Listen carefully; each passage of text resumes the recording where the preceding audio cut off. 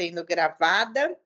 E só para abertura, eu acho que a gente está num momento bem crítico, né, com baixa umidade. Eu, esse final de semana, fui parar no hospital por conta da baixa umidade, tendo que fazer inalação. E, assim, para minha surpresa, eu fui no hospital particular, mas estava lotado de pessoas com problema respiratório. Tanto é que eu nem fiquei para fazer tirar chapa, tal, com medo, por ter muita gente que eu não sei se era Covid ou H1N1, enfim. Então, assim, a situação está bem crítica e eu acho que nosso papel nesse momento é fundamental.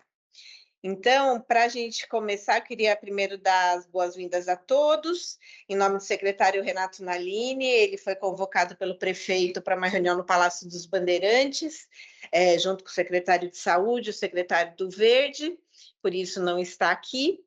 E eu passo imediatamente a palavra para o professor doutor Tiago Nogueira, do Departamento de Saúde Ambiental da Faculdade de Saúde Pública da Universidade de São Paulo, para falar sobre o impacto de qualidade no ar na saúde humana.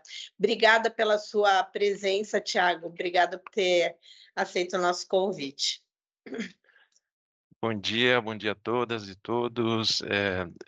Para mim é sempre uma alegria participar aqui das reuniões da Seclima. Então, bom dia, Luciana. Obrigado pelo convite, né? Então, agradeço já antecipadamente por essa oportunidade de conversar com vocês, de rever alguns colegas aqui. Então, estou vendo, né, algumas pessoas que eu conheço, né? Juliana, em especial aqui, que a gente tem trabalhado. Então, eu fico muito feliz. Eu vou compartilhar aqui a minha tela, e aí então vocês me orientem se... Deixa eu... dar uma...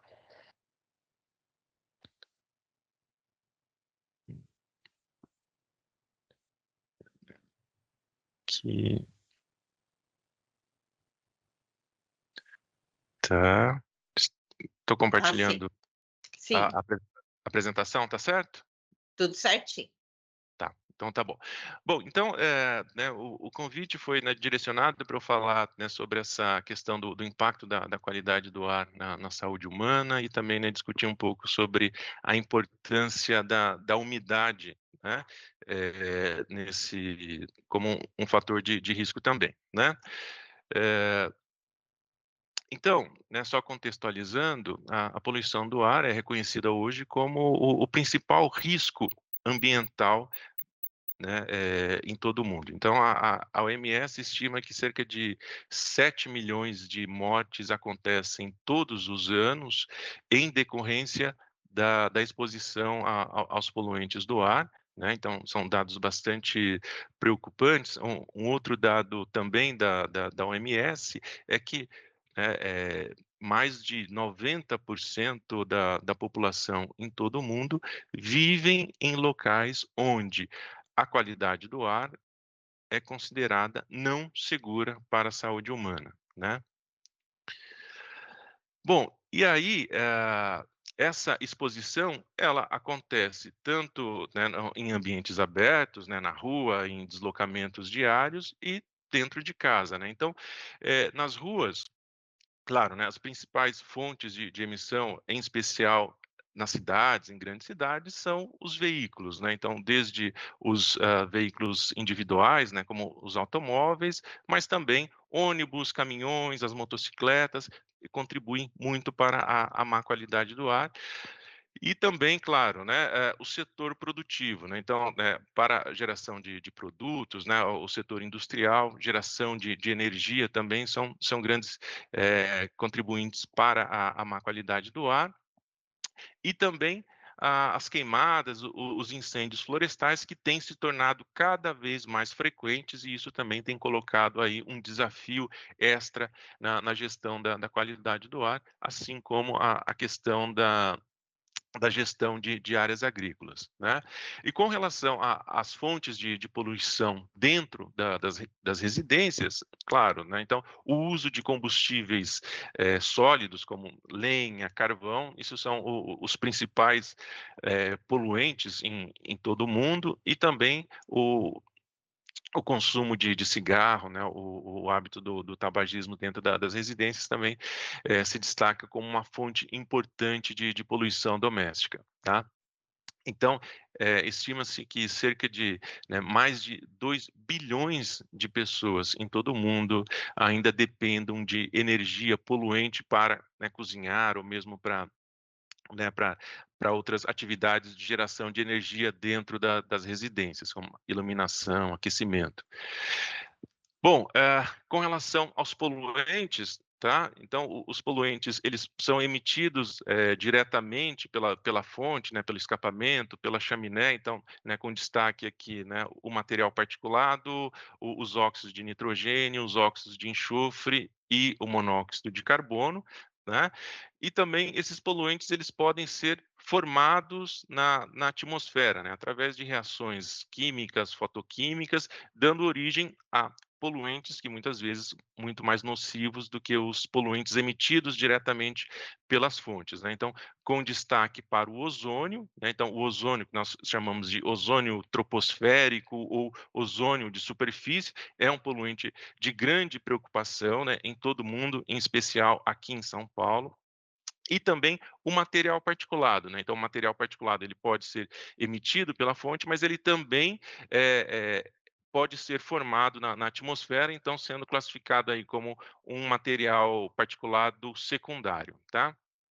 Bom, e aí, né, com especial atenção ao material particulado, ele recebe uma classificação de acordo com o tamanho dessa partícula, né, então nós sempre fazemos uma comparação, né, para a gente ter essa ideia de tamanho, né, com o fio de cabelo humano, né, então o fio de cabelo humano tem em torno de 70 a 100 micrômetros de diâmetro, tá, então essas partículas na atmosfera, que aí, as mais conhecidas, né, as mais preocupantes, são as partículas menores do que 10 micrômetros, né, então algo 7, 10 vezes menor do que um fio de cabelo, tá. Então essas partículas, classificadas como MP10, né, partículas menores do que 10, micrômetros, e partículas menores do que isso, que é o material particulado 2,5, o MP 2,5, tá, e classe de partículas que tem despertado ainda mais preocupação são as que são chamadas partículas ultrafinas, né, que são partículas, então, menores do que 0,1 micrômetros, né. Então, nós estamos falando agora de algo de 100 nanômetros.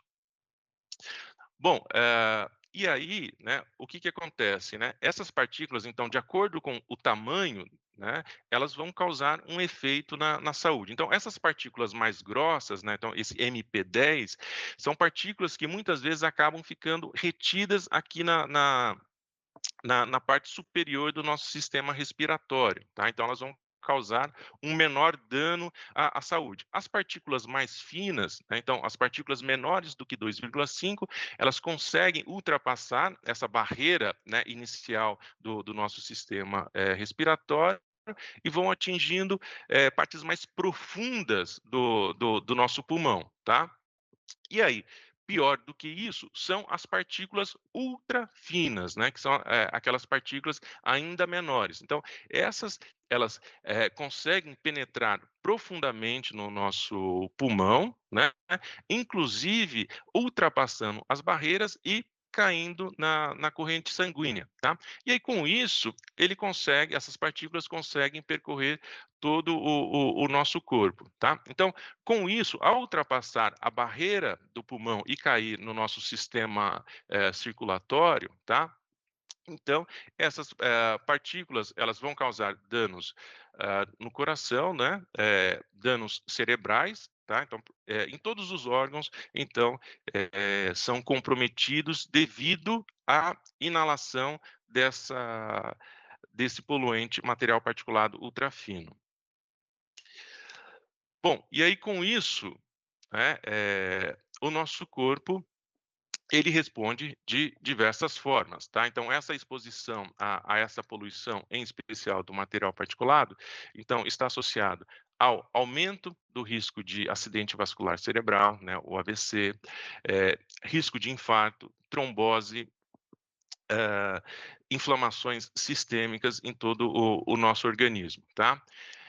Ou seja, essa exposição à poluição do ar, ela vai além do que se acreditava no passado, que era um efeito sobre o nosso sistema respiratório, né? Então, claro, essa exposição à poluição do ar também é um importante fator de risco para doença pulmonar obstrutiva crônica, crises de asmas e, claro, um desfecho principal, o câncer de pulmão.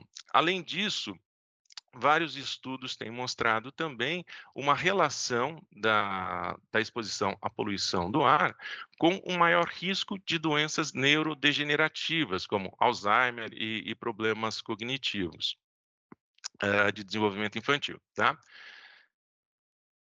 Bom, mas o que torna um dia poluído realmente perigoso, né? Então, um fator chave está exatamente, né, né, na questão da umidade, que é uma importante forma de defesa do nosso corpo humano.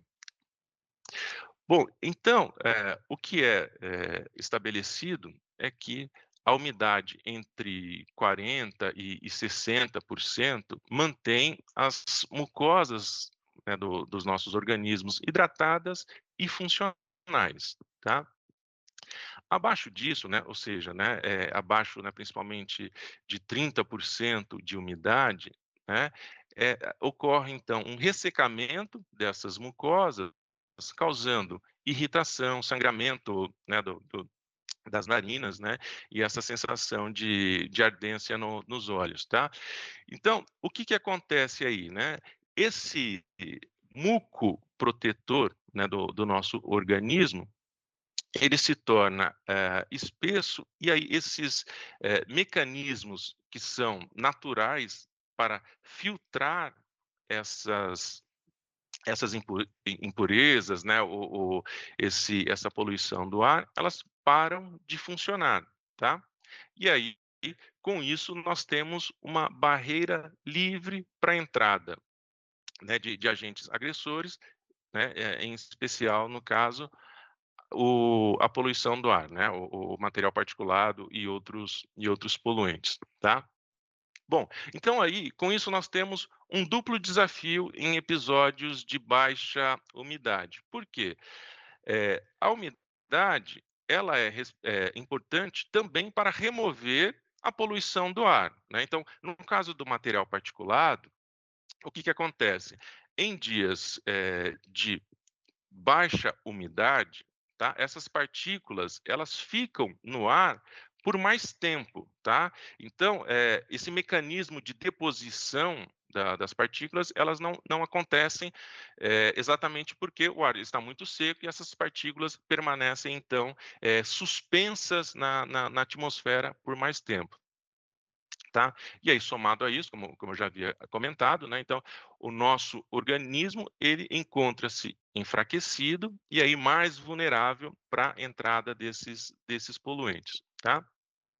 E por fim, né, tem um outro agravante no caso de dias de baixa umidade, tá? Então, dias secos e com bastante radiação solar são dias muito propícios para a formação do poluente ozônio, tá? Então, o ozônio, ele é formado exatamente em dias, né, de baixa umidade e de elevada temperatura. Bom, e aí, né, entendendo tudo isso, né, é importante para que a gente possa, então, estabelecer estratégias para reduzir esses danos, né. Então, essas estratégias, então elas devem, levar em consideração a redução da exposição à poluição do ar e também a questão da defesa natural do organismo, né. Então, a recomendação, ela continua valendo, né, para quando a gente, discute essa questão da prevenção em períodos de baixa umidade, né, que é o o o fato de que a população deve se hidratar de forma intensiva, né, exatamente para manter esse muco das vias aéreas funcionais, então preservando essa barreira contra a poluição do ar. E também a a realização da lavagem nasal, exatamente para promover a hidratação dessa mucosa e dessa forma também removendo fisicamente essas partículas de poluição que ficam presas ali na narina, né. E aí, né, além disso, existe também, né, essa preocupação com o controle do ambiente, né, o controle da poluição do ar. Então, de novo, né, a umidificação, né, do ambiente, ela é importante, né, exatamente por manter hidratado ali, né, o nosso sistema natural, e também por conta da remoção dessa poluição do ar, exatamente porque os poluentes acabam, por conta da presença da umidade, eles acabam sedimentando mais rapidamente. Um outro ponto importante que aqui tem se tornado um pouco mais frequente, que é a utilização de purificadores de ar, né. Então a gente via muito isso, eh, em estudos na China, né, então a gente vê que isso é muito comum, né, equipamentos são vendidos nesses sites de e-commerce, mas aqui no Brasil isso, já tem se tornado uma realidade, né, então a utilização de purificadores de ar, né, utilizando os filtro EPA para, em especial remoção de material particulado fino. E aí, por fim, essa questão da limpeza do ambiente, né. Então, né, de novo, essa, remoção do pó, né, dessas partículas na residência deve ser feita, né, de forma úmida, nunca varrendo, né, utilizando espanador, exatamente para evitar de levantar, ressuspender esse material particulado no ambiente, né. E por fim, né, essa questão da adaptação, né, monitoramento e adaptação. Então a gente tem também, né, observado que grande parte da população tem se informado através de aplicativos ou mesmo através do site da CETESB, sobre as condições da qualidade do ar, né. Então existem muitos aplicativos que trazem essa informação, o próprio Google Maps já traz também, né, essa informação sobre a qualidade do ar, e aí é sempre recomendado que, ah, em dias de episódios classificados como ruim ou pior do que ruim, né, as pessoas evitem sair de casa para diminuir essa exposição. E além disso, é recomendado que se evite, eh, atividades, né, físicas ou atividades mais, intensas em horários de maior poluição, né, horários mais secos e horários de maior poluição, durante o dia.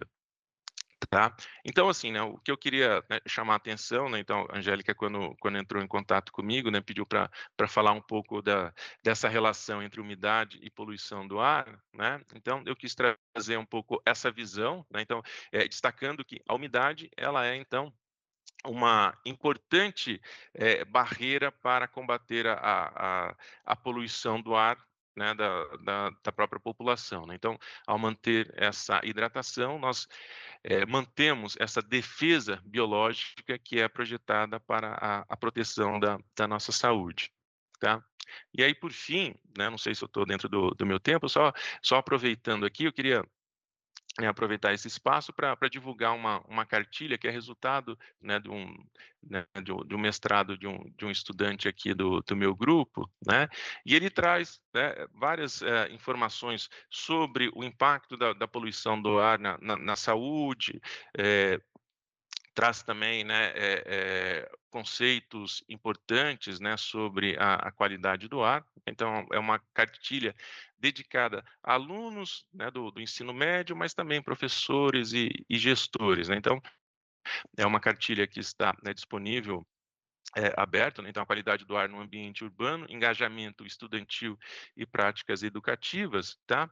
E aí só para, né, ilustrar aqui as informações que estão presentes nessa cartilha, né, então a gente faz também, né, uma listagem ali de alguns fatos e algumas recomendações, né? Então, só alguns exemplos aqui, né? Então, esse fato 1, né, qualidade do ar ruim em paradas de ônibus e cruzamentos de veículos, né? Então, esse é um é uma discussão que foi trazida por estudantes de uma escola estadual, então eles fizeram um monitoramento da qualidade do ar, da umidade dentro das escolas, mas também em pontos de ônibus, em cruzamentos de vias. Então, a partir daí surgiu essa cartilha, né, com algumas recomendações, né, como um incentivo à utilização de transportes públicos e limpos, não motorizados, né. Então, uma questão, candente, né, envolvendo o público escolar, que é a poluição dentro das escolas, né. Então, essa, poluição, causada pela entrada de poluentes dentro das salas de aulas, em especial em situações em que as janelas dessas escolas, elas ficam voltadas para as ruas, né. Então isso, é claro, né, é uma recomendação mais para os nossos gestores do que para os estudantes, né, mas é um material, né, bastante rico de informação. Então, queria só aproveitar esse espaço aqui para deixar isso também divulgado. E aí, novamente, agradeço o convite para participar aqui da reunião, né, discutir um pouco com vocês sobre esse tema, e fico à disposição caso tenha algumas questões ainda. Obrigado. Muito obrigada, Thiago. Parabéns aí pelo trabalho. Eu acho que foi bem elucidativo. E abro agora para quem quiser fazer comentários, perguntas.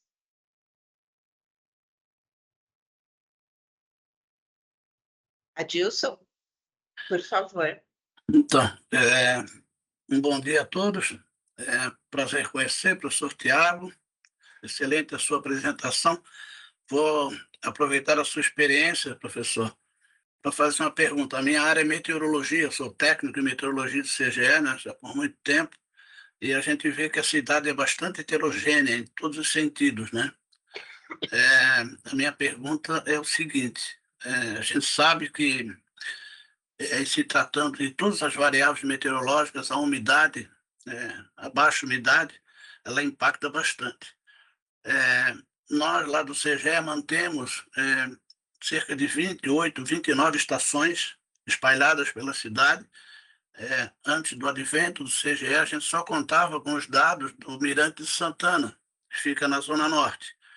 Então, na minha visão, né, eu acho ainda que, naquela época, é, o dado fornecido pelo Mirante de Santana, ele não espelha ou não espelhava realmente toda essa situação, em se tratando de uma cidade que tem mais espelhos d'água, mais próxima da Serra do Mar, e onde a gente vê realmente que nos finais de tarde a umidade ela entra muito forte e eleva, né, esses valores, muito próximos até de 100%. Já há algum estudo, né, que trace um paralelo entre as regiões de São Paulo, por parte dos pesquisadores, principalmente da USP? Bom dia, Dilson.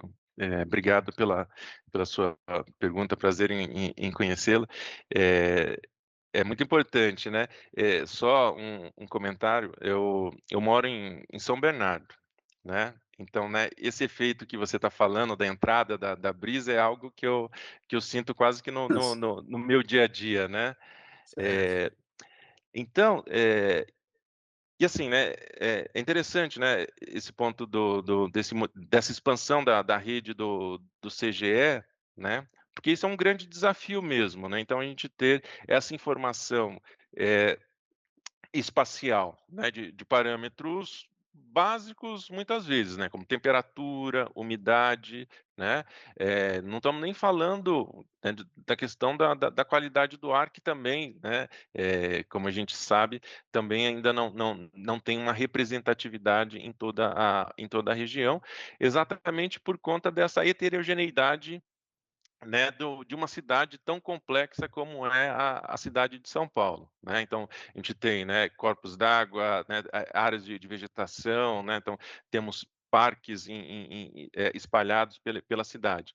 E aí o que eu tenho reparado é que tem sim, né, tem diversos trabalhos, né, em especial aqui de colegas, né, tanto do IAG, né, né, do pessoal da meteorologia, que tem trabalhado com isso, né, da própria FAU, né, que é a Faculdade de Arquitetura e Urbanismo, né, eh, mas muitas vezes o que a gente acaba, utilizando são dados de satélite inclusive, né, exatamente por conta, né, dessa, falta de estações em superfície que trazem essas informações, né, então, seja de umidade, seja de temperatura, seja de poluição do ar, né. Então isso combinado em especial, né, com as informações da cobertura de solo, né, então, eu tenho visto sim, alguns trabalhos de colegas que tratam um pouco dessa, né, desigualdade, né,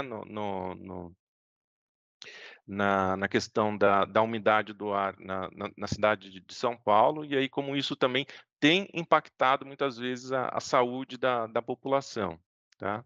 Mas isso, né, realmente ainda merece muita pesquisa, porque realmente é um tema que ainda, tem sido muito pouco explorado.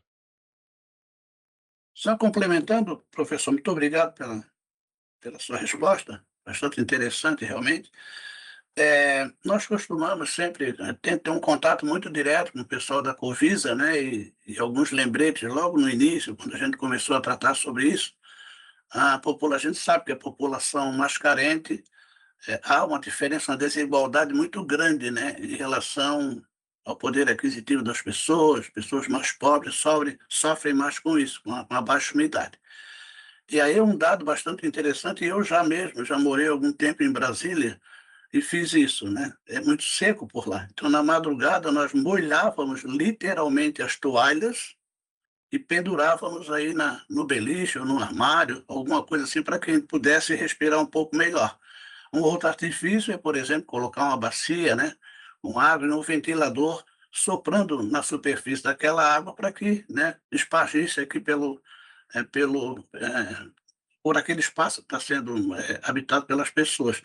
Então, na sua visão, quer dizer, é um artifício que a gente pode seguir para frente, né, orientar mesmo, né, no sentido prático, principalmente para as pessoas que não podem comprar um ar-condicionado, e o ar-condicionado também seca bastante, né? Não sei até que ponto é tão bom assim, né? É mais a questão ambiental mesmo do ar-condicionado, mas eu acho que reflorestamento, uma coisa que a gente sempre nota, se nós olharmos a cidade, a gente vê que não tem espelhos d'água praticamente na região leste, né? É incrível isso aí, isso é só o Parque do Carmo que existe uma diferença muito grande, até pela parte que é florestada naquele parque, principalmente aí as variáveis todas de temperatura, umidade, elas são bastante diferentes em relação aos outros bairros da cidade. Então, sempre que a gente pode, a gente indica esse tipo de, parece ser simples, mas é importante para aquelas pessoas que vivem nesses locais, assim, num ambiente mais carente. É, é isso mesmo, Adilson. Então essa continua a recomendação, né. Então assim, né, então o que eu trouxe aqui, né, foi só esse adicional, né, chamando a atenção que, essa hidratação, então ela serve exatamente para hidratar o organismo ali, né, como uma barreira natural, né, fortalecer essa barreira natural, individual ali da população, mas que isso também é importante para remover os poluentes, tá? Então, essa umidade no ar, ela também ajuda a remover um pouco dessa poluição causada pelas partículas dentro das residências. Felipe, muito Obrigada. obrigado. Mais alguém quer fazer pergunta? Ju? Oi, bom dia. Eu tenho uma pergunta, Tiago. Primeiro, eu conheço o Tiago, ele é meu orientador de mestrado, né? Então, a gente está fazendo um trabalho justamente sobre as unidades sentinela, né? E a poluição atmosférica. Mas, Tiago, você comentou, né, sobre o aumento dos poluentes secundários, né? Mas principalmente associado a aumento da temperatura também, né? Então, eu queria saber se, em relação a momentos em que a gente tem assim, um dia mais ameno, mas com baixa umidade do ar, se existe algum outro impacto com a poluição atmosférica, ou se é só mais relacionado ao aumento da temperatura. Não, essa é uma boa pergunta, né. Eh, e assim, né, na verdade nós temos um desafio ao longo do ano todo, né, então assim, né, então a gente chama atenção para os 2 poluentes que são material particulado, né, em especial material particulado fino e o ozônio, né. Então assim, são poluentes que são, né, de certa forma sazonais, né. Então, no inverno nós vamos ter problemas relacionados com a poluição causada pelo material particulado. Então, nós vamos ter, dias de baixa umidade, né, então nossos invernos são secos, né, em geral aqui em São Paulo nós temos, invernos secos, nós temos baixa temperatura, pouca radiação, então assim, né, não é favorável para a produção do ozônio. Então, né, nesse período do ano, nós estamos mais, vulneráveis à poluição causado pelo material particulado, tá. E aí, né, conforme então isso acontece principalmente no inverno, em períodos mais frios do ano. E aí quando começa primavera, né, que aí começa a aquecer, ainda está seco, mas aí a gente já começa a ter dias, de maior temperatura, né, de maior, radiação solar, então aí o ozônio volta, né, a ser um poluente, né, preocupante, né, nessa época do ano, tá. Então, ou seja, o ano todo nós estamos sofrendo ali de alguma forma, né, seja com material particulado, seja por conta do ozônio, tá. Então, né, no caso da umidade, ela vai prejudicar tanto, né, no caso do material particulado e quanto do ozônio. Obrigada. Tiago, eu não sei se você vai saber, mas assim, a gente aqui na cidade tem trocado a matriz energética do nosso transporte público, né? Então, os ônibus para elétricos, os caminhões de resíduos para biometano, e a ideia agora é trocar também a frota, a usar o biometano também na frota de ônibus. Mas nós recebemos um pessoal que fala muito que as partículas finas, o biometano continua emitindo. Você sabe algo a respeito? Eu não tenho acompanhado muito, Luciana, né, essa questão, né, das emissões de biometano, tá. Mas assim, eh, ainda comparado com, por exemplo, o diesel, né, Assim, né, então assim, né, é um fator bastante significativo essa emissão, tá. O que que acontece, né, o grande desafio hoje é exatamente porque as partículas agora cada vez mais, né, elas vão diminuindo de tamanho, né, então assim, né, são cada vez partículas menores que são emitidas. Então, né, no caso do biometano em especial, né, eh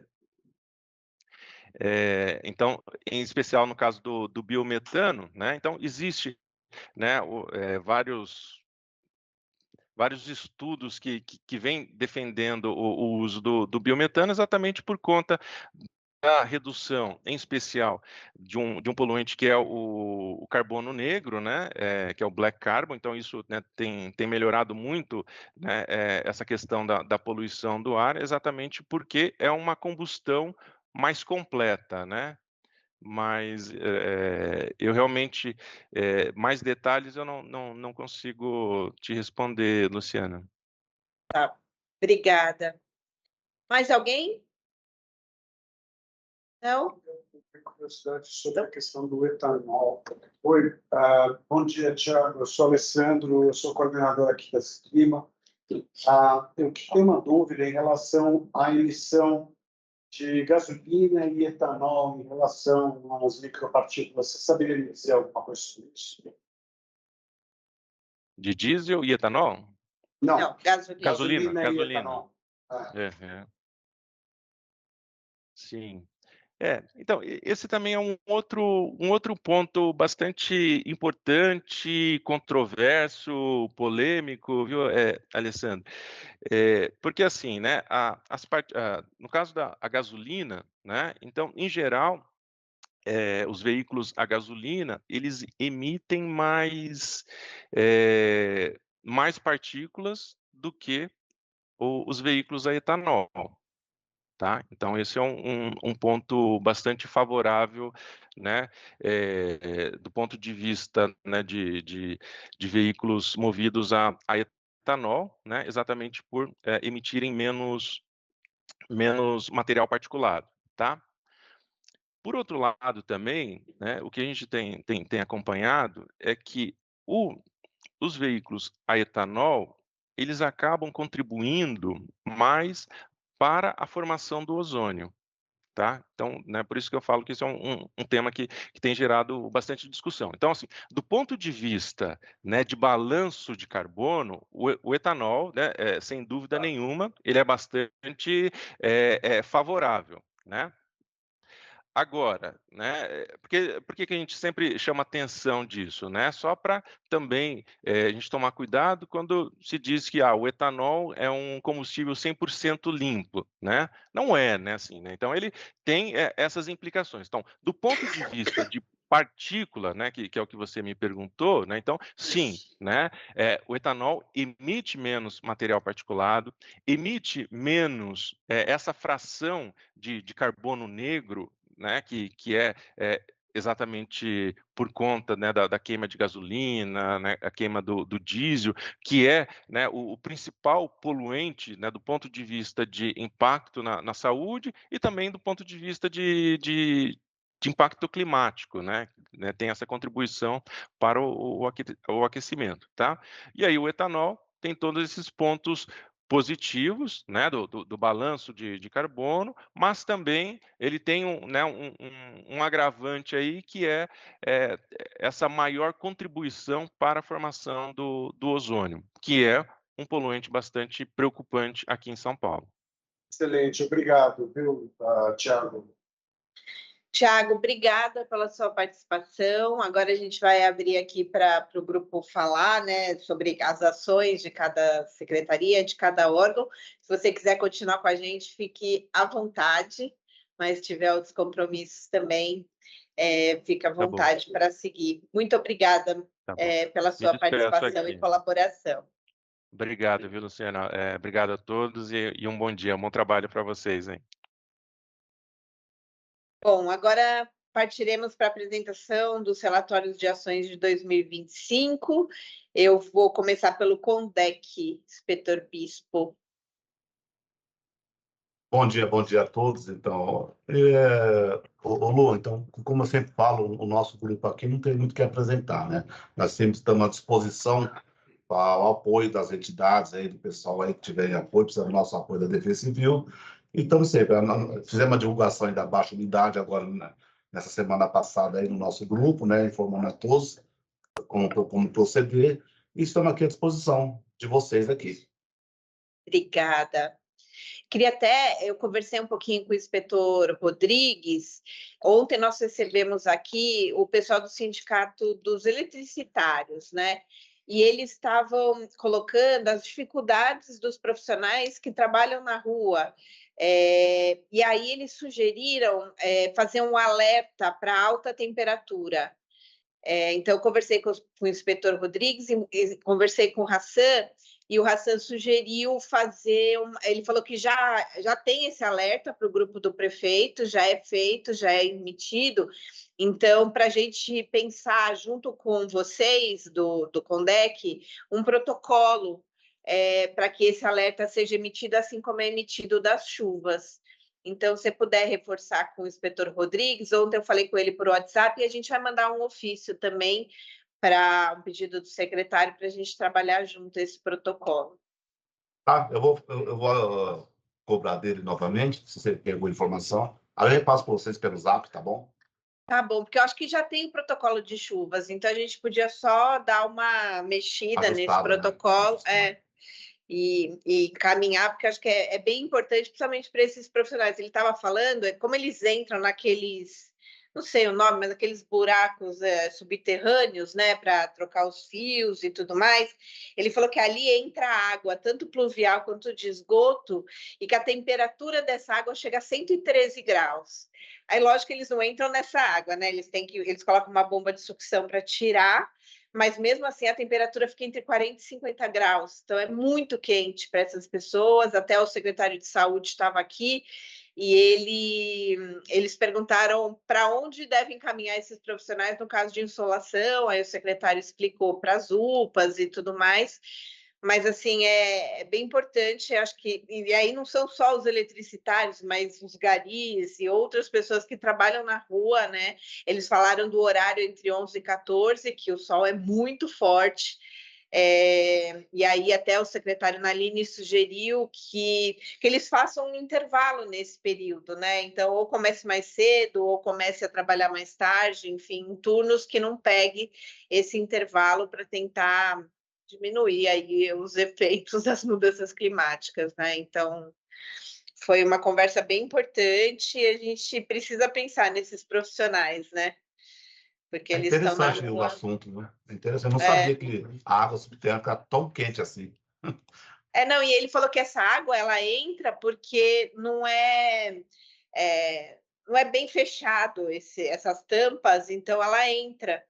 E aí fica essa água nessa temperatura borbulhando, assim, um negócio assustador. Ele mostrou os vídeos e para ela estar em ebulição é porque chega a mais de 100 graus e eles mediram 113 em alguns lugares. É muito quente, né?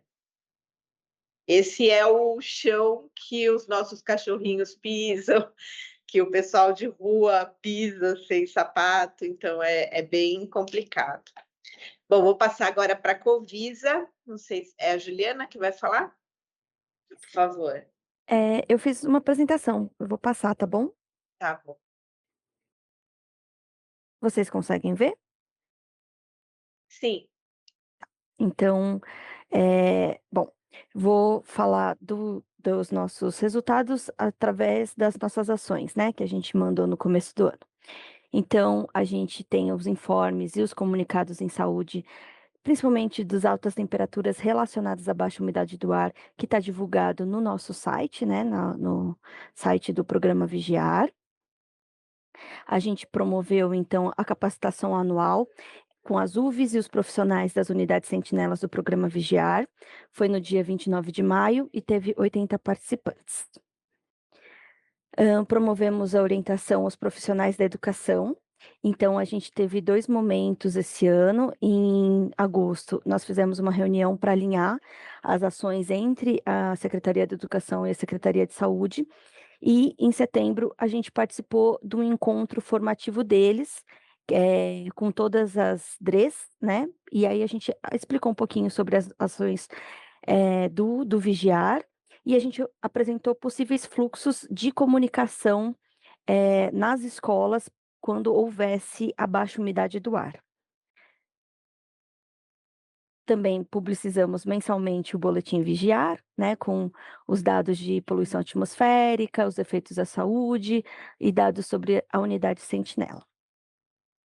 E, em situações de baixa umidade do ar, nós encaminhamos as orientações às UVs e às diretorias regionais de ensino conforme o fluxograma.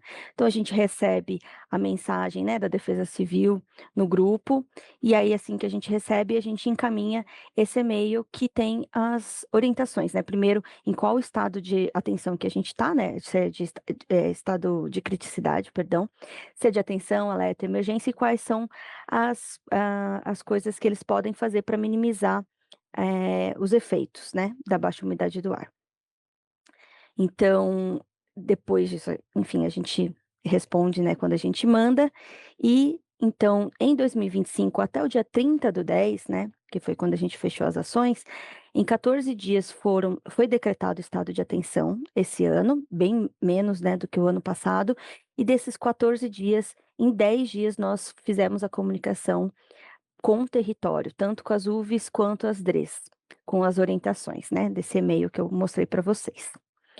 E só para falar rapidamente sobre o nosso indicador de acompanhamento, né? Então, desde o começo desse ano, a gente começou a colocar o número diário de notificações das 28 unidades sentinelas do programa Vigiar. Então, essa planilha ela é atualizada semanalmente, com o total de notificações por data de início de sintomas das notificações das unidades sentinela, né? Que a gente explicou para vocês que são crianças menores de 5 anos, de 28 unidades, que apresentem dispneia, sibilos e ou tosse. Então, só para vocês terem uma noção de como foi esse ano, né? Aqui eu coloquei do início de julho, né? De 1º de julho até o final de outubro. E aí, coloquei todos os atendimentos que a gente teve durante essa época, aqui com foco na data de início de sintomas. E colocamos aqui na faixa laranja, a umidade relativa do ar, né, mínima desses dias. Não necessariamente os dias que houveram decreto de criticidade, tá? E aí, aqui, a gente pode observar, né, deixei para a gente poder visualizar mais, que quando a gente tinha períodos de umidade mais alta, a gente teve menos notificações, ou seja, as crianças tiveram menos início de sintomas entre sibilo, dispneia e tosse.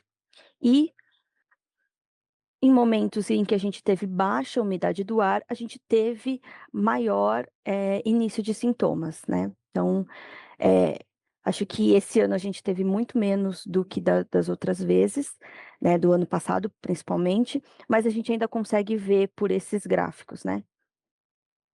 E é isso.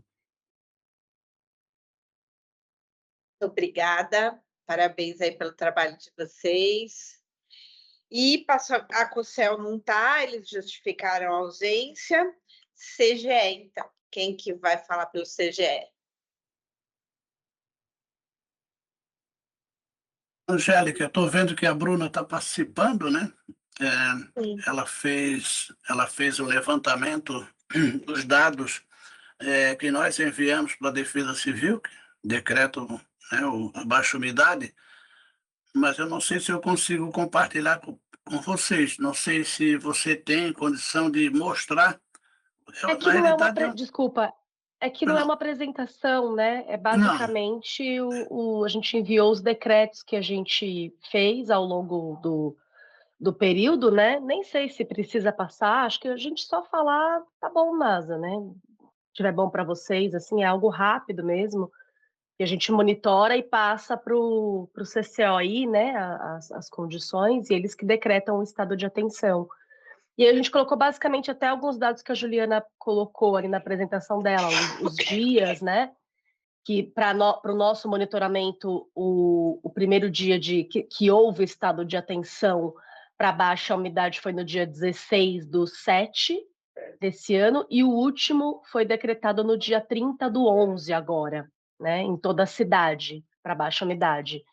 A gente não registrou nenhum alerta, né, NASA, de acordo com o relatório que eu fiz ao longo desse período, né, desde o mês 7 até agora, e nem emergência, que seriam índices abaixo dos 21 e abaixo dos 12. Então, os índices ficaram em torno de 30, 28, nada abaixo disso.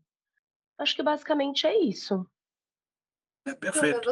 Vocês têm a quantidade de estado de emergência? Primeiro de atenção, né? Quantidade de atenção. Emergência não teve nenhum e nem alerta. Atenção, foram 15 dias com decreto. Obrigada. Imagina. Eu tenho até as datas aqui, se precisar, estão tudo enumerado. É que a primeira foi no dia 16/7, aí a última foi agora dia 30/11. Se você puder mandar para a gente, Bruna, é bom para a gente colocar. Tá, eu mandei para a Angélica, mas eu mando então aqui, tá bom. sim. Não, se tá com ela, tá ótimo. Ah, então beleza. Obrigada, porque depois a gente compartilha com todos. Sim. Fabi, agora falar pela Seclima.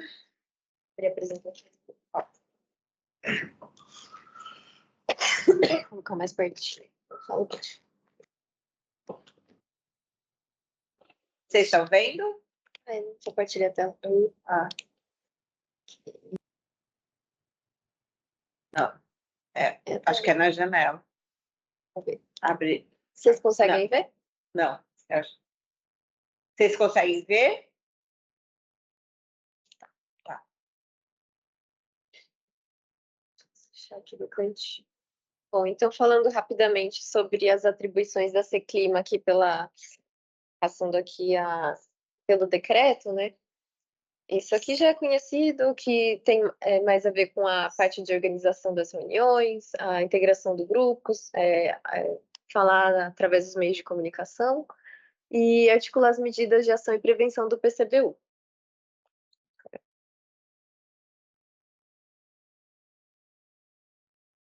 Tá. Bom, falando rapidamente aqui das nossas reuniões durante esse ano, a gente teve, entre as reuniões ordinárias, a gente falou bastante da Operação Fogo Zero com o pessoal do Verde e da Secretaria de Segurança Urbana. Falamos também dos planos de contingência de cada órgão, que a gente elabora lá para maio, né, de cada ano, a gente vai fazer novamente no início do próximo ano. Voltamos a falar novamente da Operação Fogo Zero, que na época ficaram faltando algumas informações, a gente teve então 2 momentos com esse tema. Falamos em seguida do monitoramento climático nas escolas municipais, que a gente vai detalhar mais à frente. A questão do SharePoint, né, que nós criamos aqui no grupo, que inclusive a Juliana já mencionou. Na época, a gente tentou levantar alguns indicadores, entre eles o do programa Vigiar, que a Ju também já citou, a questão dos dados do CGE, que também antes a gente não tinha tanto acesso aqui pela Seclima, agora o Nazário compartilha com a gente mensalmente, são os mesmos dados que ele envia para a Covisa e também estão sendo lançados no SharePoint. Teve também uma reunião que a Magali explicitou um pouco sobre o uso da ferramenta do Power BI.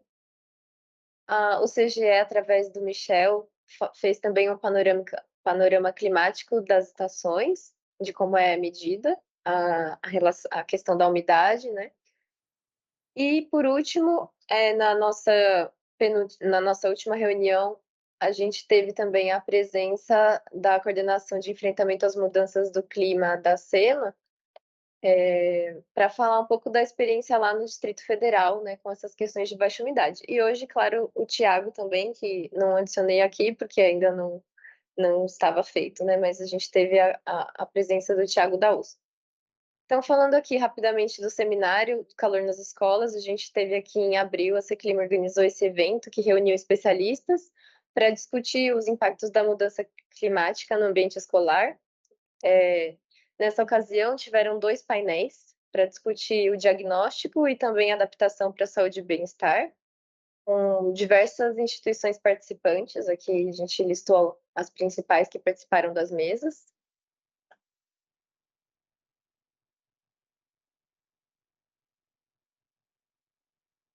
Aqui a cartilha, né, elaborada também. A cartilha é o resultado desse encontro, desse seminário. Está no site, né? Se não me engano, está no site da Seclima. Está no nosso SharePoint também. Aqui também a gente teve uma das apresentações aqui do PCBU, foi o projeto dos sensores das escolas. Eu vou passar para o Alê, se ele quiser complementar, mas tem bastante atualização aí. Quer falar, Alê? Pode começar. Fica à vontade, eu complemento você. Tá bom, a gente levantou aqui esses pontos, né? A princípio eram 3 sensores, acho que foi até bacana que o Tiago, ele trouxe o Tiago e o Nazário, né, trouxe essa provocação hoje, né, de que antigamente era só uma estação, né, e o Nazário falou que agora tem muito mais poder de medir a cidade, que é uma cidade que é tão heterogênea, né, e aí nesse sentido também, o Tiago até mencionou a questão de ter sensores mais locais, né, que a gente possa medir realmente a diferença entre locais que seriam ponto de ônibus e uma área verde são totalmente diferentes, embora possam ser até geograficamente próximos. Então, nesse sentido, esse projeto, acho que todos se lembram bem que o Ale e o José aqui da Seclima vieram explicitar, para que esses sensores sejam colocados nas escolas municipais, né? Então, a princípio eram 3 sensores, agora parece que aumentaram o número para 7 sensores por escola, e a princípio vão ser 12 escolas municipais para teste. 10 delas vão ser colocadas em 10 escolas que são locais mais sensíveis a essas variações de temperatura e umidade, e em 2 escolas para efeito de comparação, né, o que a gente chama de testemunhas. O cronograma previsto é que esses sensores que hoje estão em fase de produção, que eles sejam implantados nessas escolas em janeiro já de 2025, durante o período de férias, até para a gente ter uma comparação importante de como são essas escolas vazias e depois com os alunos, né? Que provavelmente vai mudar a questão de temperatura, umidade e outras variáveis. Então, o cronograma também prevê que o lançamento seja feito em março de 2026. Eu coloquei 25 aqui, mas é 26, obviamente, né? Janeiro de 25 já foi. Então, a ideia é que também outras escolas recebam esses sensores no futuro. Algumas escolas já manifestaram interesse. Esse orçamento das 2 escolas vai sair da Secretaria Municipal de Educação, mas algumas escolas já manifestaram interesse em adquirir esses sensores até com orçamento próprio, né? Não tem um custo tão alto. Você quer falar da antena? Acho que é bacana, que é bem específico. Não, e o que acontece está bastante sintonizado com o que o Tiago e o Adilson também falaram, né? Essa preocupação de a gente pegar a informação de uma maneira no próprio solo, ou seja, próximo das crianças. Para nós também é bastante importante utilizar a escola como um polo, um posto avançado, para a gente poder investigar a questão do território. Então, dá para a gente ter informações do ao redor também, que é bastante interessante. E a gente recebeu de doação uma antena, que é um gateway, né? Que ele cria uma rede, só que é uma rede que ela tem autonomia, ou seja, ela não depende de, claro, de internet, ela é uma rede totalmente autônoma, né? Os aparelhos são aparelhos que funcionam com célula fotovoltaica, então eles também se recarregam pelo sol. Então a gente vai ter, mesmo numa situação bastante complexa que possa vir a acontecer, a gente teria informação, né, rodando em tempo real e sendo recebida e integrada numa rede. Essa rede vai poder oferecer 2 outputs, 2 saídas de dados. Um que é o dado daquela escola especificamente. Então, por exemplo, em situações onde aparece uma situação onde um exemplo simples, a quadra não está apta a ser utilizada por causa do calor ou de excesso de partículas, a gente pode avisar a escola de que é melhor os meninos fazerem aula de educação física no ginásio, por exemplo, e fazer uma escolha, fazer um manejo dos alunos de uma maneira interessante. E a gente pode dar todos esses resultados para a escola especificamente, mas também a gente pode, né, a segunda etapa é juntar todos esses dados, juntar os dados aí, depois falar com o pessoal do Contec, falar com o pessoal de meteorologia, todos os dados que a gente tem, para integrar nessa rede e a gente ter análise um pouco mais complexa sobre resultados da questão climática na cidade de São Paulo. A ideia é que tudo isso seja open source. A ideia é a gente não depender de nenhum tipo de fornecedor, nenhum tipo de software que a gente tenha de ficar pagando. E a ideia é compartilhar todos esses dados com a população, com a sociedade civil.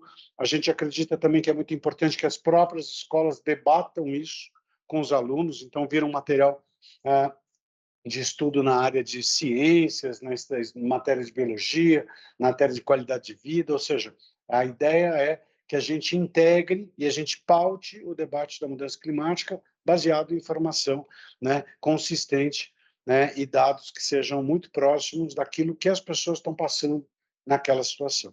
A ideia é essa. Como quanto que eles conseguem ofertar desses sensores que já está pronto, que de pronta entrega? A gente tem hoje uma produção que não é industrial, né? Eles estão produzindo de maneira unitária, né? Então é sob demanda.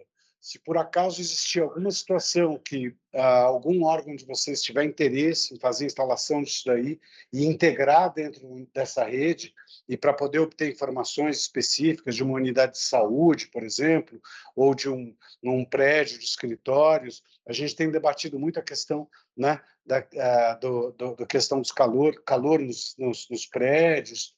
Se vocês tiverem interesse, a gente pode fazer com que isso daí se aproxime de vocês através dessa produção aí que a gente está fazendo desse material.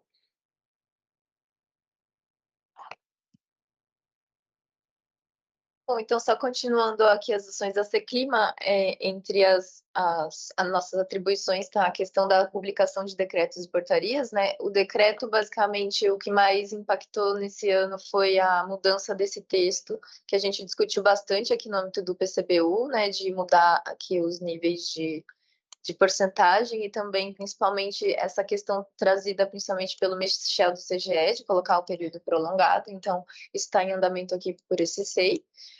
A questão da publicação da portaria, que a gente publica todo mês de maio, então, basicamente, essa é a formação do desse atual grupo de governança, só para constar aqui que também foi feito em maio, e a gente fará novamente em 2026. E aqui o nosso cronograma das próximas reuniões para 2026, que vão continuar, a proposta é que continue a ocorrer de forma mensal, sempre às segundas, terças-feiras do mês, e de forma virtual, que acho que tem funcionado muito bem. Isso, se alguém tiver alguma dúvida ou quiserem complementar também aqui. Se você puder tirar o compartilhamento, para ficar mais fácil. Está aberto? Alguém quer fazer algum comentário, alguma pergunta? Posso fazer só uma provocação? O professor Thiago mostrou ali o aplicativo do índice de qualidade do ar, né? Eu pensei assim, se a gente pudesse pensar num aplicativo que a gente reunisse essas informações, o índice de qualidade de ar, o índice de baixa umidade, e conseguisse ter essa comunicação mais próxima com a população, do que fazer em cada situação. É uma provocação para a gente pensar isso, de repente, como grupo, se a gente conseguiria unir essas informações. Está todo mundo com o celular na mão, né, recebendo os alertas. Então, eu acho que é mais uma maneira da gente alcançar mais a população para essa comunicação mais efetiva. Então, é para a gente pensar aí nas próximas reuniões, se a gente pode discutir esse tema, e a Luciana também, se ela pode ajudar a gente com isso, né? Vocês topam? Sim? Então é isso. Então vamos lá. Mais trabalho para todo mundo. Vamos em frente. Gente, queria, em nome do secretário Naline, agradecer a presença de todos, agradecer a participação de todos nesse plano, né, que é fundamental aí para a nossa cidade. Eu acho que cada vez mais, né, a baixa umidade vai ser cada vez pior. Então, a gente precisa estar bem unido aí, dando andamento a esse trabalho. E aproveitar para desejar um bom ano novo para todos, um bom Natal, e que estejamos todos juntos ano que vem nessa luta e em tantas outras, né? Obrigada, gente. Obrigada, pessoal. Obrigada. Muito obrigado. Para vocês também, boas festas. Para todos. Tchau, Até tchau. mais. Eu tive uma ideia.